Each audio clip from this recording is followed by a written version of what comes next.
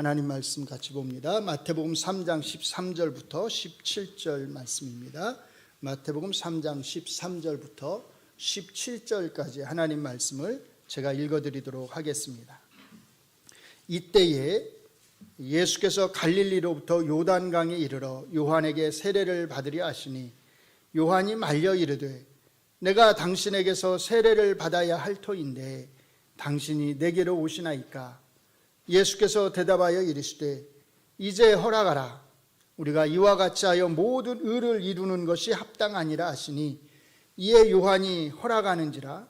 예수께서 세례를 받으시고 곧 물에서 올라오실새 하늘이 열리고 하나님의 성령이 비둘기같이 내려 자기 위에 임하심을 보시더니 하늘로부터 소리가 있어 말씀하시되 이는 내 사랑하는 아들이요 내 기뻐하는 자라 하시니라. 아멘. 지난 2주간에 걸쳐서 저희가 세례 요한의 사역이 갖는 의미가 무엇인지를 함께 살펴보았습니다. 이제 예수님의 공생의 사역이 본격적으로 시작되기 이전에 예수님에 대한 2가지 이야기가 남았습니다. 그 중 하나가 오늘 본문에 나오는 이야기, 예수님께서 세례 요한에게 세례를 받으시는 이야기입니다.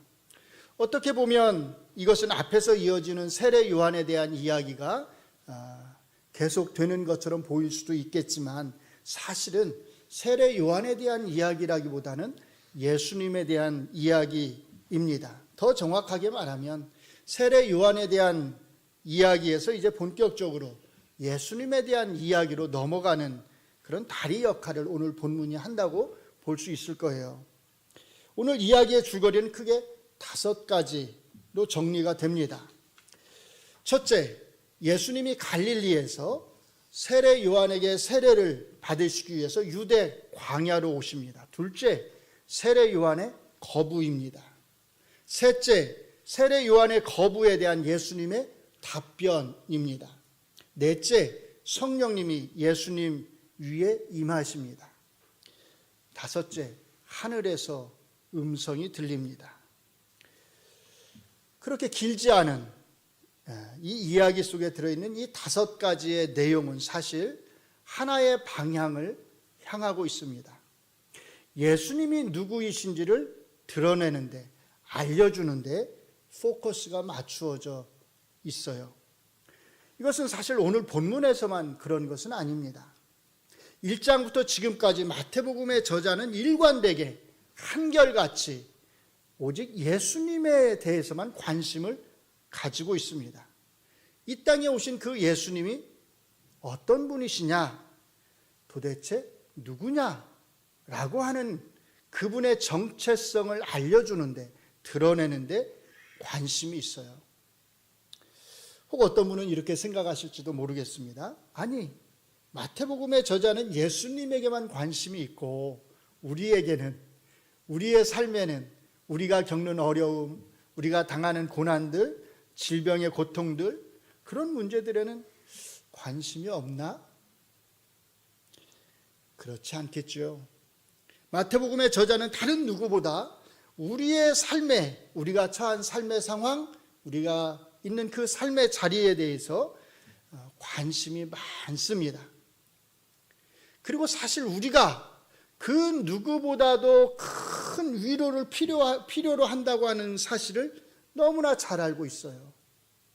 그런데도 불구하고 마태복음의 저자가 1장부터 계속해서 지금까지 오직 예수님이 누구이신지에 대해서 관심을 갖는 것은 이 예수님의 정체성이, 예수님이 정말로 누구이신가라고 하는 이 물음에 대한 올바른 답을 내릴 때, 그때 바로 이분을 통해서, 이 예수님을 통해서 우리가 가진 삶의 문제들이 궁극적으로 해결될 수 있다고 하는 것, 우리가 정말로 간절히 바라는 그 필요, 그 위로를 이분을 통해서만 받을 수 있다고 하는 것을 알기 때문입니다. 마태복음의 저자에게는 4장 17절부터 본격적으로 이제 시작되는 그 예수님의 이야기를 하기 전에 아직도 여전히 이 예수님에 대해서 뭔가를 중요한 무엇인가를 말해줄 게 남아있다는 뜻이죠.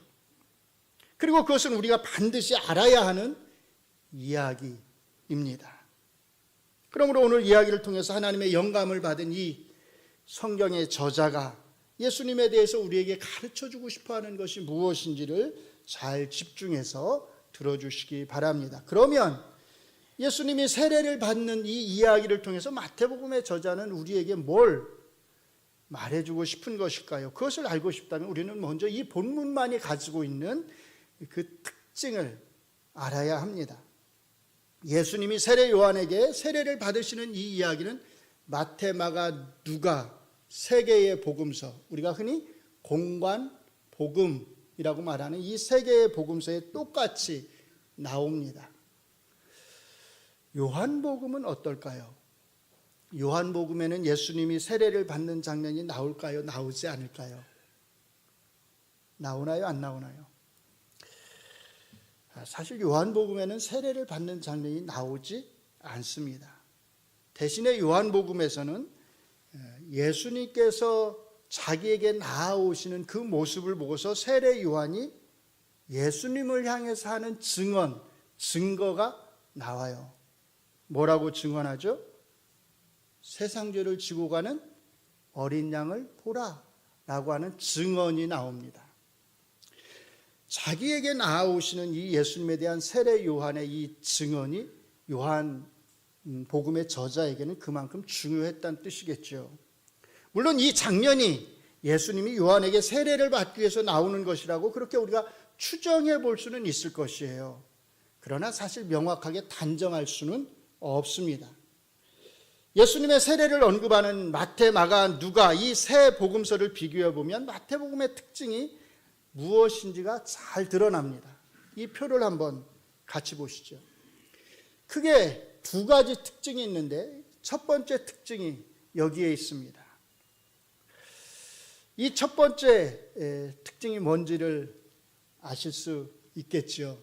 빨간 글씨만 잘 보셔도 명확하게 드러납니다. 마가복음과 누가복음에서는 그냥 뭐라고 말해요? 요한에게 세례를 받으셨다라고 그냥 말하고 지나갑니다.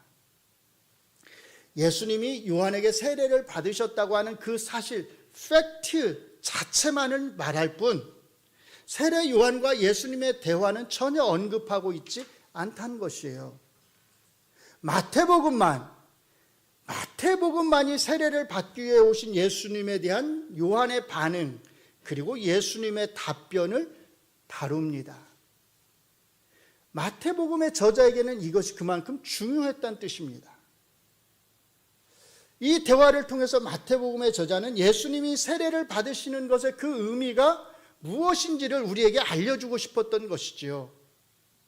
예수님은 왜 세례 요한에게 세례를 받으셔야만 했을까요? 한번 잘 생각해 보시기 바랍니다.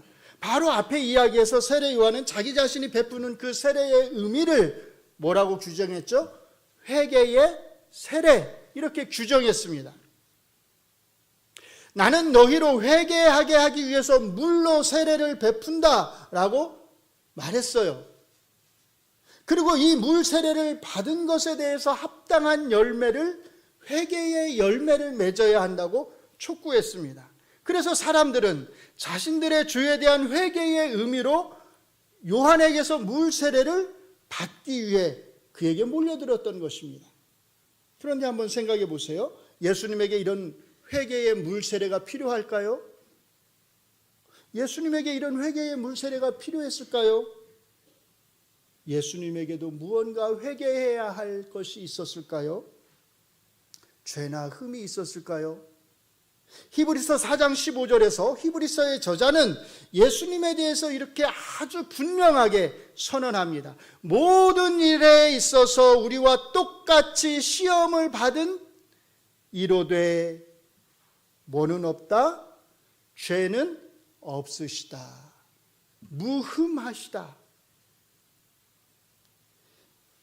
죄가 없으신 그분이 왜 죄인이 받는 이 물세례를 받기 위해서 오신 걸까요? 예수님이 어떤 분이신지에 대한 정확한 이해가 없었던 그 당시의 사람들에게 아마 예수님이 세례를 받으신 것은 이런 메시지가 되었을지도 모르겠어요. 예수라고 하는 사람이 세례 요한에게 회개의 물세례를 받기 위해서 나온 것을 보면 그도 역시 우리와 똑같은 사람, 죄인에 불과했구나. 예수님이 받으신 물세례는 예수님도 역시 죄인이었구나 라고 하는 그런 메시지를 또는 그런 강력한 증거를 주었을 것입니다. 예수님의 정체성에 대한 이런 잘못된 오해에 대해서 마태복음의 저자는 우리에게 분명한 답을, 그렇지 않다고 하는 답을 주고 있는 것이죠. 아니다. 예수님이 세례 요한에게 물세례를 받으신 것은 그가 죄인이었기 때문에 우리와 똑같은 죄인으로서 받으신 것이 아니야 라고 말하는 것입니다. 앞에서 이미 세례 요한은 자기 자신과 자기의 뒤에 오시는 이의 차이가 얼마나 큰지를 선언했잖아요. 내 뒤에 오시는 이는 나보다 뭐가 많다? 능력이 많으시니 나는 그의 신을 들기도 감당하지 못한다. 이것은 단순히 자기의 능력과 예수님의 능력의 차이를 말하는 게 아닙니다. 존재의 차이를 말하는 것이에요. 그리고 그 존재의 차이가 능력의 차이를 만든다라고 말을 하는 것입니다. 세례 요한 자신은 한낱 인간으로서 물 세례를 베푸는 자에 불과하지만 이런 면에서 보면 자기에게 나아오는 사람과 세례 요한 자기 자신은 전혀 다를 게 없는 그런 존재이지만, 다를 게 없지만 내 뒤에 오시는 그분은 물 세례가 필요 없는 분이요, 그래서 그분은 알곡과 쭉정이를 가르시고 각기 분리해서 심판하시는 심판자의 능력과 권세를 가지신 분이시다 라고 말을 하는 것입니다. 그렇기 때문에 세례 요한은 예수님이 자기에게 오셔서 물세례를 받고자 했을 때 그것을 거부했던 거예요. 내가 당신한테 세례를 받으면 받았지 어떻게 내가 당신에게 물세례를 베풀 수 있겠습니까? 14절에 보시면 요한이 말려 이르되 내가 당신에게 세례를 받아야 할 터인데 당신이 내게로 오시나이까? 어느 한 사람이 다른 사람에게 세례를 베풀어야 한다면 누가요? 예수님이 요한에게 세례를 베푸는 것이 맞습니다. 예수님도 이것을 부인하지 않으세요. 그래서 이어서 자신이 왜 물세례를 받으셔야만 하는지 그 이유에 대해서 이렇게 답변하십니다. 3장 15절을 같이 읽습니다. 예수께서 대답하여 이르시되 이제 허락하라. 우리가 이와 같이 하여 모든 의를 이루는 것이 합당하니라 하시니 이에 요한이 허락하는지라. 의라고 하는 단어는 마태복음에서 특별히 매우 중요한 단어입니다. 특별히 여기에서 예수님과 관련해서 사용된 이 의라고 하는 단어는 예수님에 대한 마태복음의 핵심 메시지라고 할 수 있어요. 왜냐하면 예수님이 여기서 지금 말씀하시는 이 의라고 하는 것은 하나님 앞에서의 바른 삶, 바른 행위를 가리키는 것이 아니라, 또는 바울 사도께서 나중에 말하는 그 의, 칭의를 가리키는 것이 아니라 하나님의 뜻에 대한 예수님의 완전한 순종, 그리스도로서의 완전한 순종을 가리키기 때문입니다. 특별히 여기에서 그 순종은 죄가 없으신 그분이 한낱 죄인에 불과한 세례 요한에게서 물세례를 받으시는 것까지 받아들이시는 그 순종을 말하는 것입니다. 예수님은 이렇게 하는 것이 하나님의 뜻에 합당하다라고 하십니다. 합당하다, 프레폰이라고 하는 말은 단순히 그렇게 하는 게 좋다, 너에게도 좋고 나에게도 좋다라고 말하는 것이 아니에요. 여기엔 강한 의미가 들어가 있습니다. 그렇게 하지 않으면 안 된다, 반드시 그렇게 해야 한다라고 하는 신학적 필연성을 가리키는 것입니다. 그렇게 하는 것 외에 하나님의 다른 뜻이 없다라는 말이에요. 예수님의 말씀을 듣고 세례 요한 역시 하나님의 뜻에 순종해서 예수님에게 세례를 베풉니다. 그리고 이제 세례를 받으신 예수님이 물에서 올라오실 때 하늘이 열리고 하나님의 성령이 비둘기같이 내려 자기 위에 임하심을 보았다라고 말합니다. 여기에서 보았다라고 하는 그 말의 주체는 예수님입니다. 오직 예수님이에요. 다른 사람들은 보았을까요? 못 보았을까요? 본문은 말하지 않습니다. 언급하지 않아요. 첫 번째 중요한 메시지가 하나님의 뜻에 대한 온전한 순종이었다면, 그리고 그것이 의라고 하는 말로 표현이 되었다면, 이제 두 번째 중요한 메시지는 성령님의 임하심입니다. 이것이 중요한 이유는 두 가지입니다. 첫째, 앞에서 예수님이 하신 말씀, 이렇게 하는 것이 모든 의를 이루기에 합당하다라고 하신 그 예수님의 말씀이 정말로 맞다고 하는 것, 하나님이 인정하신다고 하는 그 인정의 표이기 때문입니다. 쉽게 말해서 죄가 없으신 예수님이 죄인인 세례 요한에게 물 세례를 받으시는 그 철저한 순종을 성부 하나님께서 기쁘게 받으셨다라는 뜻이에요.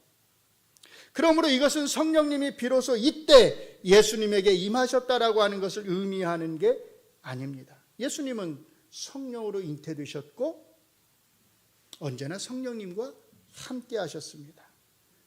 성령님은 누구의 영이에요? 하나님의 영이죠. 하나님의 영. 그러면서 동시에 아들의 영, 예수님의 영이시기도 합니다. 둘째, 여기에서 성령님이 예수님 위에 임하셨다는 사실이 중요한 이유는 이제 그 다음에 나오는 4장의 시험 이야기 때문입니다. 4장 1절은 이렇게 말합니다. 그때에 예수께서 성령에게 이끌려 마귀에게 시험을 받으러 광야로 가셨다. 예수님의 시험은 오늘 본문에서 예수님에게 임하신 바로 그 성령님의 인도를 따른 것이었다라는 거예요. 이렇게 이 이야기는 그 다음에 나오는 시험 이야기와 밀접하게 연결되어 있습니다. 이렇게 성령님이 예수님 위에 임하셨을 때 그때 하늘에서부터 소리가 있었습니다. 이는 내 사랑하는 아들이요 내 기뻐하는 자다. 이것이 오늘 본문에서 마태복음의 저자가 우리에게 마지막 세 번째로 전해주고자 하는 메시지입니다. 사실 엄격하게 말하면 이것은 본문에서만 강조하는 것이 아니라 마태복음 전체를 통해서 마태복음의 저자가 우리에게 가르쳐주고자 하는 핵심 메시지이기도 합니다. 그리고 여기에 아까 제가 말씀드렸던 첫 번째 마태복음의 특징과 함께 이 본문의 특징과 함께 두 번째 중요한 특징이 있어요. 도표를 한번 보시죠. 자, 두 번째 특징은 뭘까요? 여기에 보시면 마가복음과 누가복음에서는 하늘에서 음성이 들리는데 그 소리가 뭐라고 말하냐면 너는 내 사랑하는 아들이라 내가 너를 기뻐하노라 이렇게 말합니다. 너는 2인칭 대명사를 써요. 누굴 향해 하시는 말씀이에요? 예수님을 향해서 하시는 하나님의 말씀입니다. 너는 이렇게 말하잖아요. 그런데 마태복음은 너는이 아니라 이는, 이 사람은 이렇게 지칭합니다. 3인칭 대명사를 써요. 무슨 뜻이죠? 예수님을 향해서 들려온 음성이 아니라 그 주변에 있는 사람들 또는 세례 요한을 향해서 하신 말씀이라는 것입니다. 또는 우리가 여기에 문학적인 마태복음 저자의 의도를 넣어서 우리가 이 말씀을 읽는다면 이 마태복음을 읽는 초대교회 그 그리스도인들에게 또는 지금 이 말씀을 읽고 있는 우리들에게 마태복음의 저자는 이렇게 말하는 거예요. 세례 요한에게 물 세례를 받으신 바로 이분이, 바로 그분이 하나님이 인정하시는 하나님의 아들이시고 하나님이 사랑하시고 기뻐하시는 하나님의 아들이시다. 이렇게 말하는 것입니다. 바로 여기에서 이제 예수님은 비로소 다윗 왕의 후손이실 뿐만 아니라 그것을 넘어서 구약 성경이 약속한 메시아이시며 동시에 궁극적으로 누구라고요? 하나님의 아들이시라고 하는 사실이 드러나게 됩니다. 단순히 사람의 아들이 아니라 하나님의 아들이셨다라는 거예요. 누구의 소리를 통해서요? 누구요? 하늘에서 오는 소리, 하나님의 입에서 나오는 소리를 통해서요. 하나님이 직접 예수님이 정말로 누구이신지를 알려주신 것입니다. 우리가 이걸 뭐라고 말하냐면 계시라고 표현을 해요. 드러내 주셨다는 거죠. 이 땅에 사람의 몸을 입고 오신 그 예수님은 정말로 누구이신가?